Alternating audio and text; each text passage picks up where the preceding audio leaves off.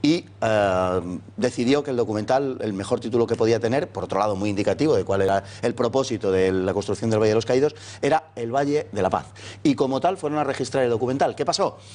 Pues que no lo pudieron registrar con ese nombre porque ya había un documental que no tenía nada que ver con este, yugoslavo, estas cosas pasan, que estaba registrado como el Valle de la Paz, y entonces no lo pudieron llamar así, quedó finalmente registrado como el Valle de los Caídos. Pero el propósito originario de Franco era llamarle el Valle de la Paz, al menos en ese documental. Paz, ¿crees que Manuela Carmena conoce esta historia o que ha sido casualidad de la vida? Pues no puedo saberlo a ciencia cierta, pero antes se decía esa certeza que tiene uno. Intuyo que no tenía ni la más remota idea.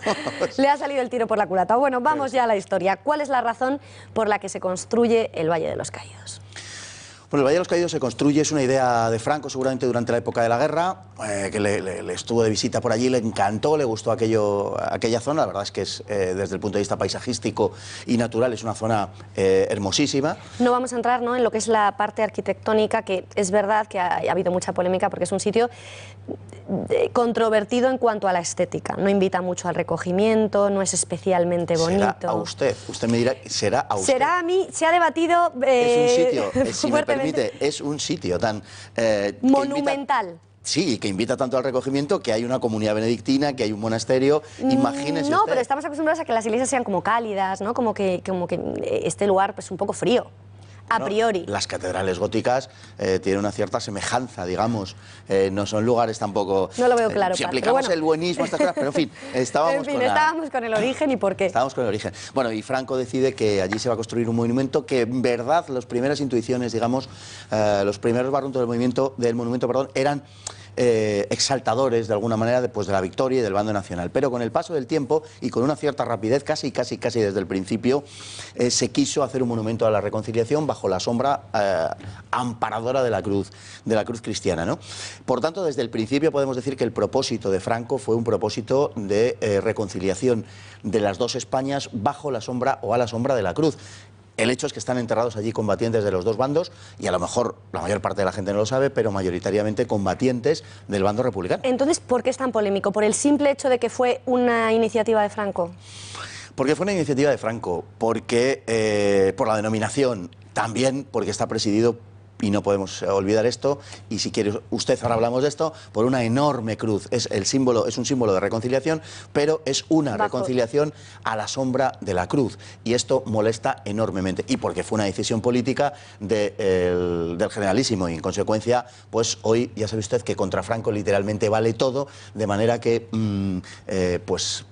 este tipo de cosas es mejor que no queden ni de este tipo de cosas ni el recuerdo. Es de lo que se trata en el fondo, ¿no? Paz, nos decía hace unos instantes que hay enterrados personas de los dos bandos. ¿Quién en concreto sabemos que está enterrado? No, en general los combatientes son combatientes anónimos. En principio lo que se hacía era pedir, en la medida en la que estaban identificados los restos, pedir la autorización de las familias, e incluso aunque no hubieran sido restos recogidos por el Estado, si algunos caídos, las familiares obviamente, algunos caídos querían que sus familiares fuesen enterrados allí, no tenían más que pedirlo y se les enterraba allí. Y de hecho hubo casos donde efectivamente familiares de los caídos pidieron que sus familiares no estuvieran en una tumba más o menos localizada, sino que estuvieran enterrados en el Valle de los Caídos, y es un hecho histórico que así fue. Hay combatientes de los dos lados, hoy en día ya inidentificables, en 30 y 40.000, y como digo y repito, en su mayor parte del bando republicano.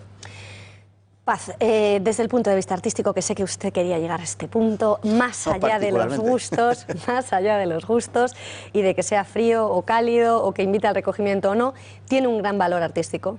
Tiene un gran valor artístico, es indudable. La propia basílica, el propio diseño de la basílica, ese horadar, la roca viva, que costó desde el punto de vista técnico unos enormes esfuerzos, es indudablemente, ese modo basilical, es indudablemente una gran construcción. Pero podríamos hablar, por ejemplo, de la puerta de bronce macizo, una puerta en la que están representados los evangelistas, una puerta verdaderamente monumental, una doble puerta, una doble hoja en la puerta, coronado por esa piedad que es magnífica, ¿no? La penúltima estación del Vía Crucis, 12 metros de largo, 5 de alto, y no me puedo dejar de lado la cruz, que es un poco el motivo de todo esto, la cruz. Mire, la cruz mide 150 metros desde el basamento hasta el final, y 300 si se mide desde la explanada, o sea, la altura a la que llega es de 300 metros. Pesa 200.000 toneladas, no 200.000 kilos, no 200. ¿Se hizo ahí, in situ? Bueno, la cruz le diré, el peso de la cruz, para que sepa usted que estamos hablando y los telespectadores también, equivale a 4 veces el peso del mayor buque de guerra de la Segunda Guerra Mundial, de un acorazado de la Segunda Guerra Mundial. 4 veces el peso. Con eso creo que lo decimos todo. Y además tiene una peculiaridad. La longitud de los brazos de la cruz es de 47 metros. Y a la hora de construirlo, había dudas de que la cruz se pudiera mantener, porque el ancho de la cruz medida en sus extremos, en los extremos, era más amplio que la base, y por tanto había dudas desde el punto de vista de la ingeniería de que aquello se pudiera mantener. Y en consecuencia lo que se hizo fue, digamos, una oquedad de unos 12 centímetros para que la cruz se pueda mover y esté más fija, por paradójico que suene. Y en efecto es así, la cruz se mueve, aquella cruz inmensa de 200.000 toneladas se mueve hasta 12 centímetros, es una maravilla verdaderamente de la ¿No le técnica. parece a usted esos ángeles que están ahí como con las flechas que parece que le van a atravesar a uno? Son espadas. Bueno, pues espadas. Esos ángeles con espadas son alusión a un texto de José Antonio Primo de Rivera, a un texto de 1935, en donde José Antonio evocaba cómo en las puertas del cielo había ángeles con espadas. Claro, y en esa alusión josé antoniana, pues están retratados aquellos ángeles con espadas, que por otra parte es una obra magnífica desde el punto de vista escultórico. Pero se entiende que si hay referencias josé antonianas, pues a la izquierda no le guste mucho el Valle de los Caídos, porque es un motivo más, además de que fuera una iniciativa de Franco, ¿no? Si hay referencias josé antonianas, lo más probable es que no le guste a la derecha. Pero bueno, no vamos a entrar a discutir sobre eso. Ni a la izquierda, ni a la izquierda, Paz. Bueno, ni a la izquierda, bueno, una cierta izquierda quizás sí, pero eso es lo de menos. Quiero decir que el conjunto del valle, realmente la significación del valle, incluso en esa alusión josé antoniana, es de carácter católico. O sea, no se hace alusión a otras figuras, a otras evocaciones josé antonianas, sino explícitamente a eso, precisamente porque tiene una carga espiritual. Todo el valle en realidad es una gran recreación espiritual. Es un lugar verdaderamente que podríamos llamar casi iniciático. Comprendo que la generación criada en esas frías iglesias posconciliares le parezca el Valle de los Caídos una cosa un poco sobrecogedora. Verdaderamente lo es. Lo es. Bueno, es cierto, como suele decirse, que el Valle de los Caídos es un monumento sin parangón en Europa y que sería inimaginable en otro país de Europa. Y si es así, ¿por qué? Desde luego, por todos los conceptos. En primer lugar, porque en España es el único país de la Europa central y occidental que tuvo una guerra civil, que haya tenido guerra civil en el siglo XX, por lo menos una guerra civil de una amplia duración, y por tanto, pues el Valle es un monumento que no conmemora una victoria, digamos, de un país contra otro país extranjero, sino que está referido, como digo, a una guerra civil. Y luego por la propia monumentalidad del propio Valle, por la belleza del lugar donde está creado, donde se ha levantado, y por la significación del propio Valle de los Caídos, que repito, sí es un monumento a la reconciliación. Lo que pasa es que, y es quizá lo que molesta, está erigido a la sombra de la cruz. Si tuviera que rebautizarlo obligatoriamente, ¿cómo lo llamaría? Si tuviera que rebautizarlo, bueno, ya sabe usted que, mire, ahí podríamos encontrar un terreno común entre la intuición primera de Francisco Franco y la de Manuela Carmena. El Valle de la Paz. ¿Le parece usted suficientemente buenista? A mí me gusta que se llame Valle de los Caídos. No me ha convencido, pensaba que decir usted el Valle de la Reconciliación, el Valle de la Cruz, el Valle... No. ¿Pero le parece a usted poca reconciliación que se denomine el Valle de los Caídos y que estén enterrados caídos de las dos zonas, caídos republicanos y nacionales? Me parece que no cabe mejor y mayor. A lo mejor si se es más explícito se entiende mejor. Bueno, Fernando Paz, no se marche, le pido que se quede con nosotros porque vamos a iniciar un bloque especial ya sobre el yihadismo.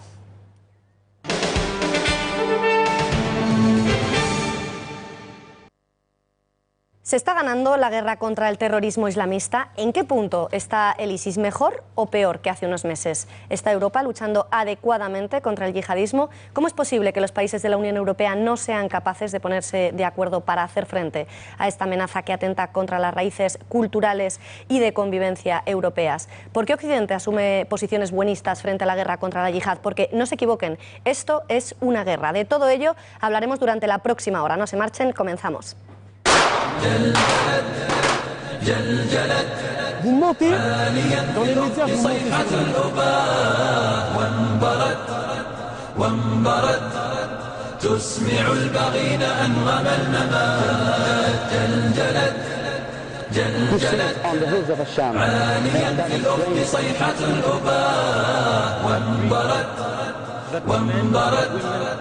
تسمع البغين أنغم الممات قادمون كالسنا الوهاج مسلمون ديننا المنهاج كالسنا الوهاج مسلمون ديننا المنهاج المعالي سوف نمضي نشعل الأرجاء نورا ويقين.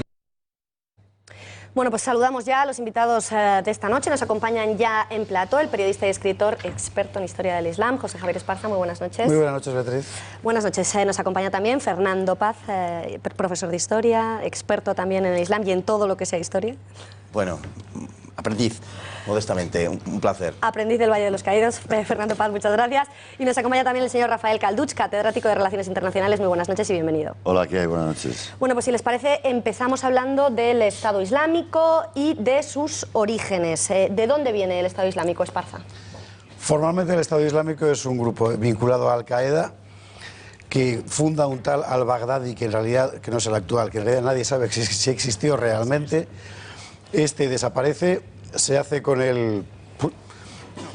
la banda aquella, un tal al-Zarqawi, que era un perfecto patán carcelario, que por algún motivo consigue convencer, él u otros, a los viejos generales de Saddam Hussein de que hasta entonces habían estado luchando sin una causa justa y que la causa justa la representaban ellos, el Islam más integrista, el Islam suní bueno, el sesgo wahabista que representaba a Al-Qaeda.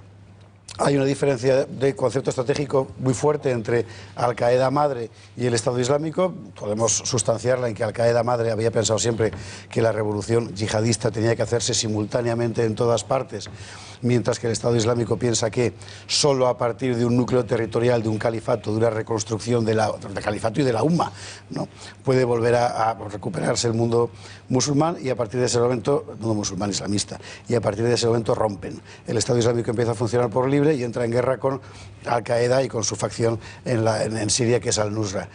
Esta es, digamos, la parte que conocemos. Luego, además, hay otras muchas partes que no conocemos bien, pero que intuimos respecto a intervenciones de Arabia Saudí, potencia suní, frente a Irán, potencia chií, que encuentra de repente en el Estado Islámico un magnífico aliado para frenar a los chiíes en la zona, de intereses de Turquía y de Qatar por apostar por alguien en una eventual redefinición geoestratégica, geopolítica de la región, de lo cual seguramente el profesor Calducho nos podrá hablar mucho, y otros elementos que han terminado convirtiendo al Estado Islámico en algo que es posible derrotar militarmente, pero que sin duda va a durar durante muchos años como referencia para los islamistas en la zona. ¿Coincide con este punto, señor Calduch? ¿Es posible derrotarles militarmente? Bueno, ya se le está derrotando.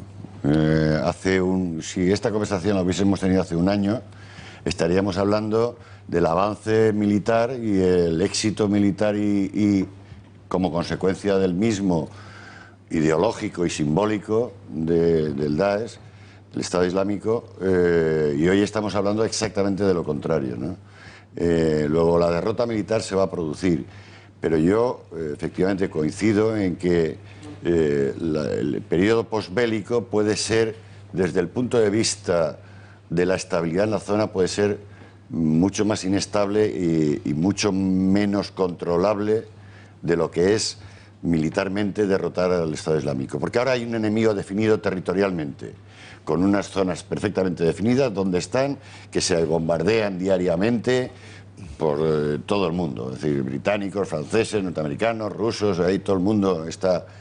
El problema es cuando se pierde ese referente territorial y sigan existiendo muchos grupos guerrilleros operando de manera móvil e incontrolada en ese espacio nada claro entre Siria, Irak y la zona fronteriza con Turquía, ¿no?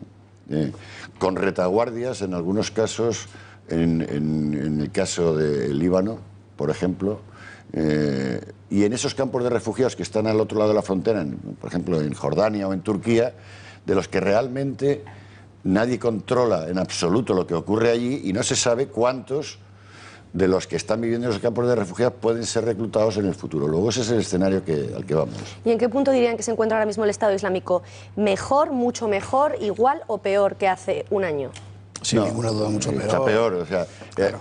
Lo que se ha visto claramente es que hace un año se consideraba que el Estado Islámico era invencible y hoy ya se está viendo, y cuando digo se está viendo por muchos de los sectores musulmanes que lo tomaron como referencia, incluso hicieron testimonio público de acatamiento al califato, etcétera, lo están viendo que es perfectamente derrotable. ¿Y cuál es la razón de ser de esas ejecuciones espectaculares, prácticamente cinematográficas, hollywoodienses? ¿Qué pretenden con esas ejecuciones? El Estado Islámico es un yihadismo posmoderno, es decir, coge tal cual el texto coránico y de los hadices, de la Sunna, etcétera, los aplica, por lo que hemos visto hacer, por ejemplo, en Palmira. Al final es lo mismo que hizo Mahoma cuando entró en la Meca, romper todos los ídolos. Bueno, y los vehicula inmediatamente, los viraliza a través de vídeos en Internet.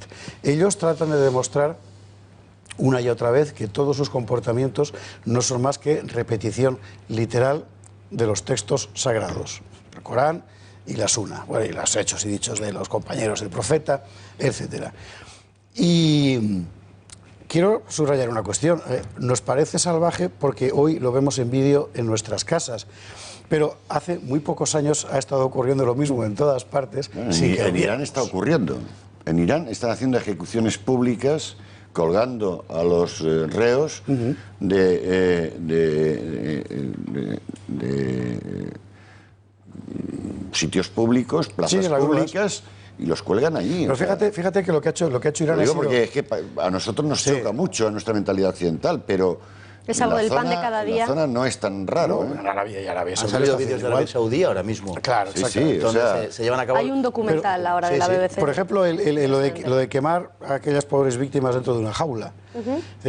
Hay aleyas del Corán que literalmente hablan de castigos de ese carácter y de arrancar la piel y demás. Es decir, en el Islam yihadista, del islamismo en general, es decir, en el integrismo, es particularmente importante atenerse a la letra stricto sensu.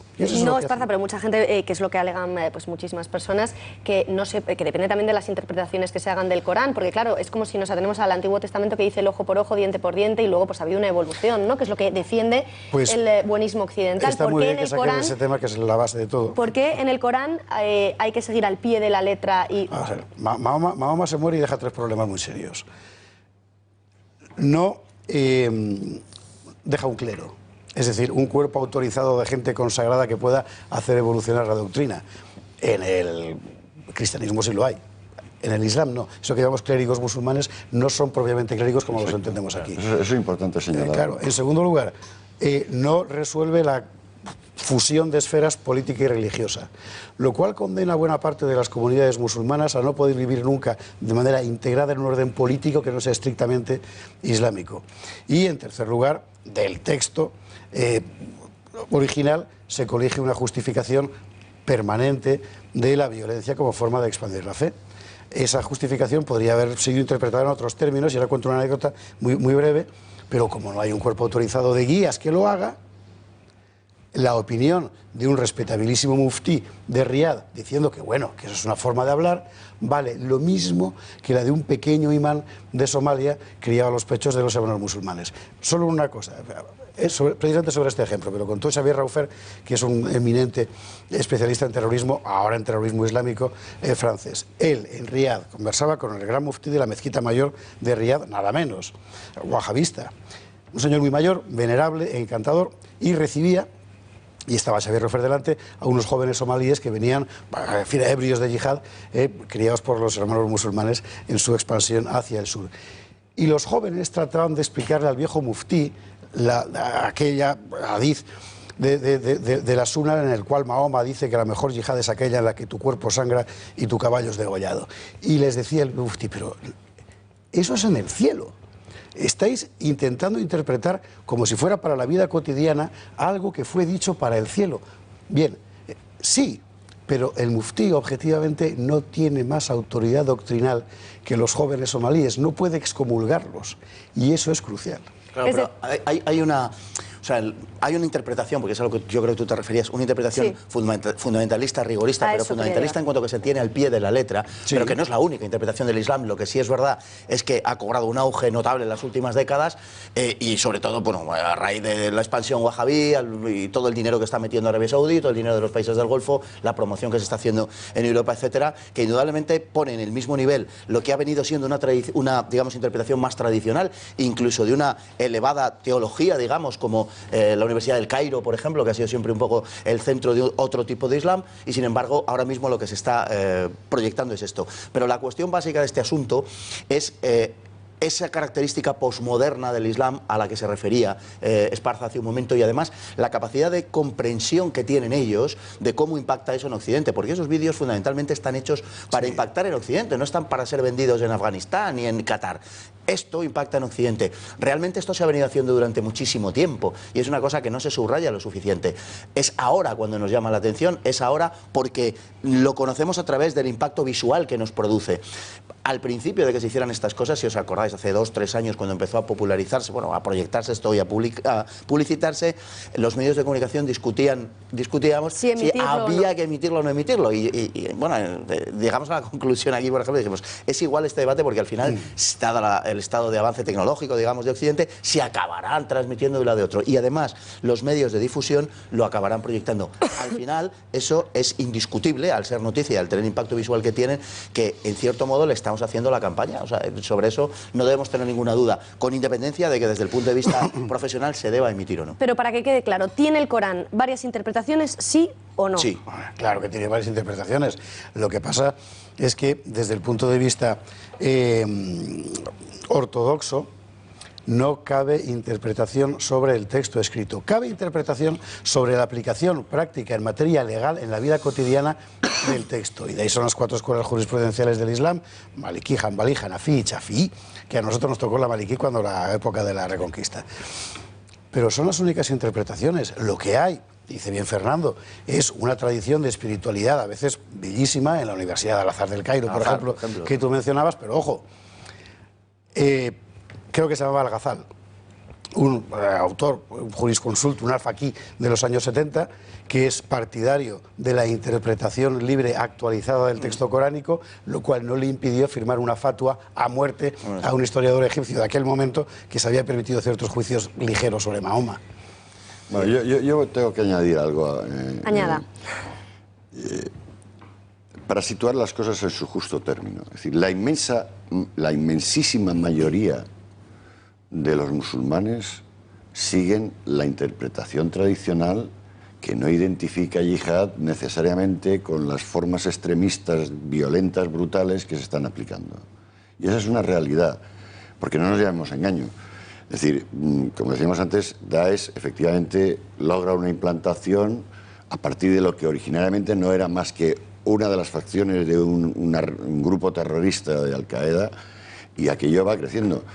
Pero el uso de esos castigos atroces y brutales, de esos asesinatos públicos, etcétera, en buena medida tiene como finalidad el dejar claro, por la vía del hecho más violento posible, quién tiene el control de ese territorio y de esa población, precisamente porque no tienen la adhesión y la legitimidad de la mayoría de esa población.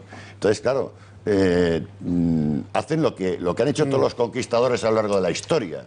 Llegar allí e imponerse a sangre y fuego. Bueno, pues me gustaría enseñarles un vídeo en el que es un propio imán en Noruega el que él mismo dice que estas ideas, que muchos atribuyen tan solo a una parte del Islam, a una parte radical, lo defienden todos los musulmanes corrientes. No sé si es posible que veamos esas imágenes. Lo vemos. How many of you agree that men and women should sit separate? Please raise your hands. Everyone agree. Everyone agree. Brothers and sisters, how many of you agree that the punishments described in the Quran and the Sunnah, whether it is death, whether it is stoning for adultery, Allahu Akbar, are you all radical extremists? Subhanallah. Are you like that? No. Are you like that? Please raise your hand if you like this extreme Islam, that sect or anything like that. Señor Calduch. No, a ver, es que los hechos se pueden conocer o ignorar, pero no son discutibles. Lo que acabamos de ver es lo mismo que se habría hecho si aquí hubiésemos juntado 500 personas de Herri Batasuna hace 10 años y se le hubiese preguntado, oiga, ¿ustedes creen que es legítimo utilizar el terrorismo o la violencia para la independencia? y esos 500 habían dicho que sí. La pregunta es, ¿representaban la mayoría del País Vasco? Y la respuesta era que no. Sí, entonces, pero tiene una respuesta, asociada. Hay un hecho real, sí, condicional.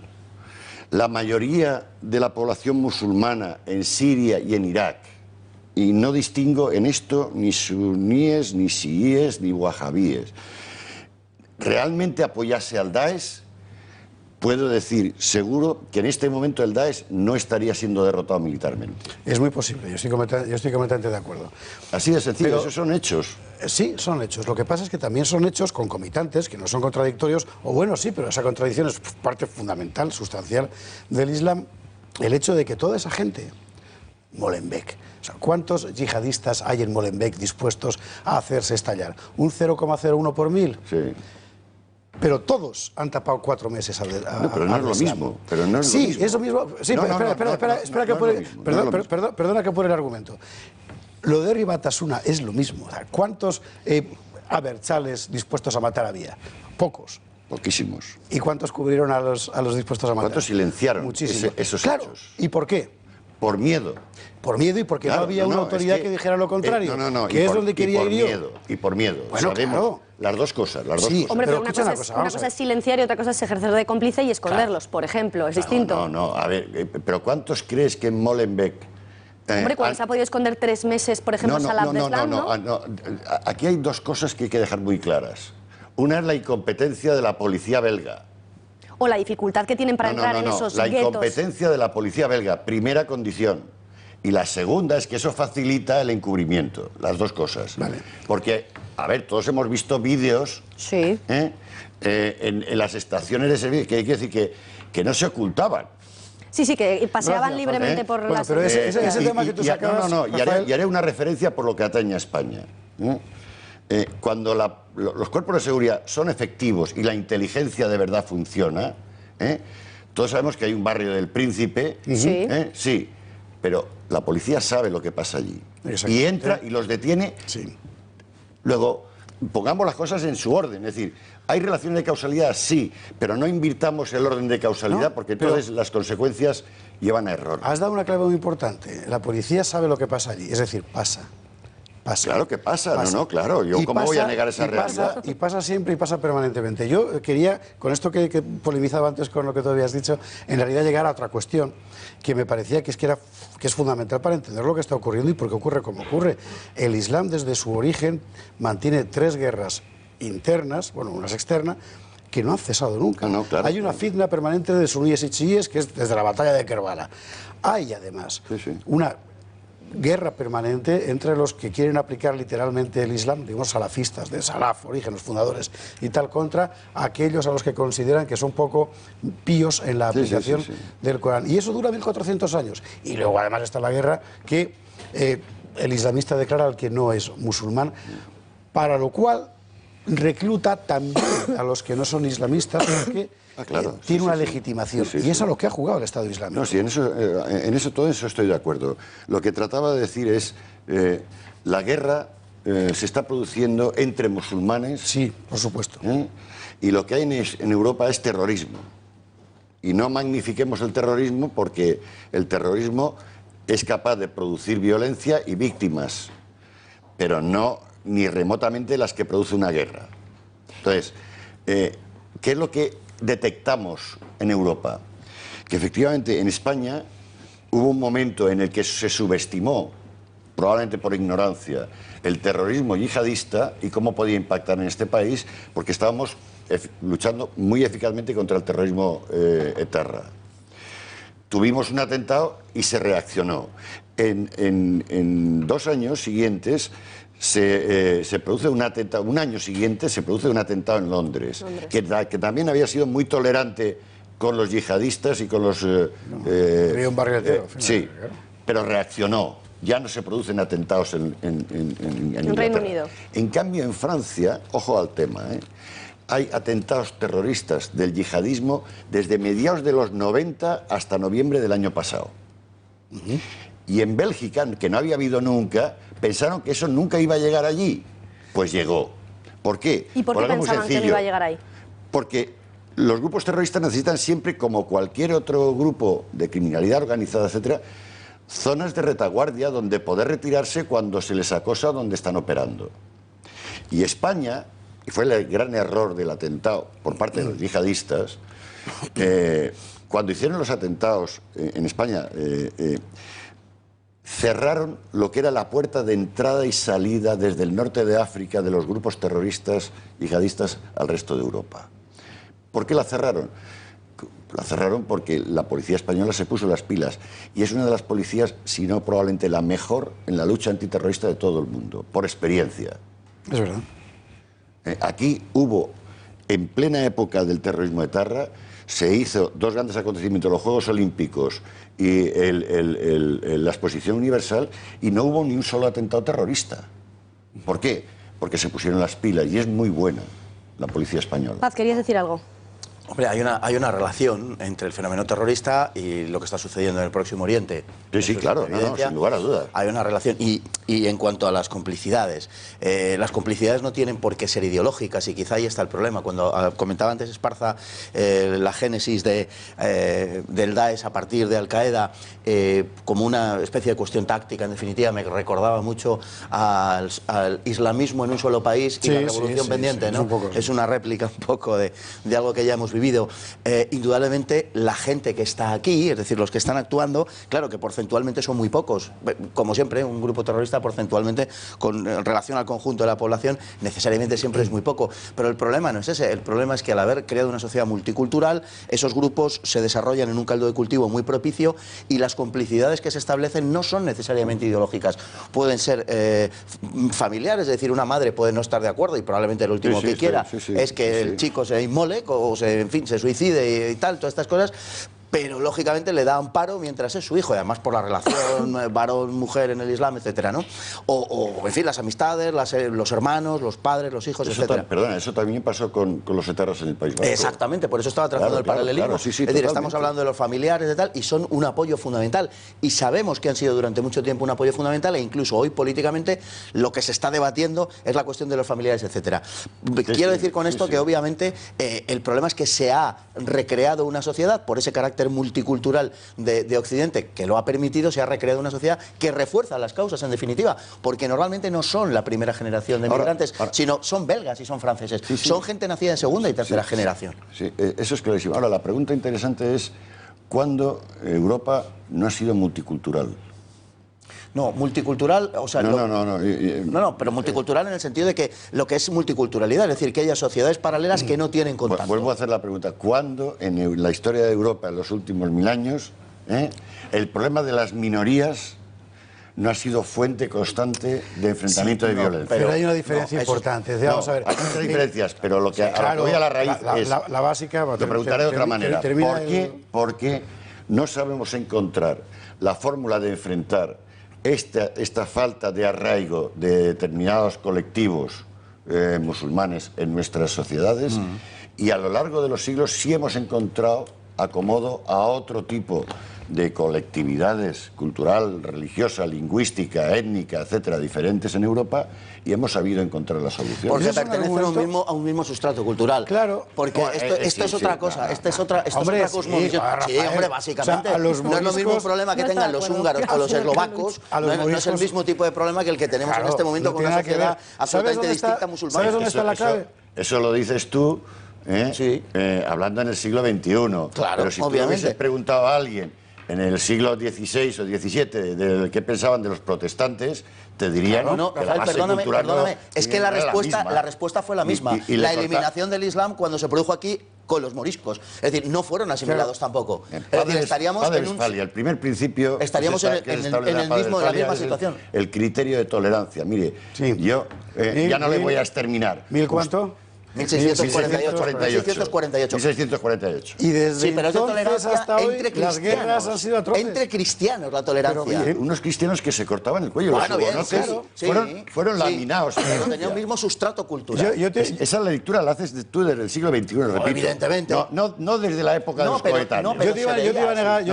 ¿Qué va? Yo te iba a negar la mayor. Es absolutamente...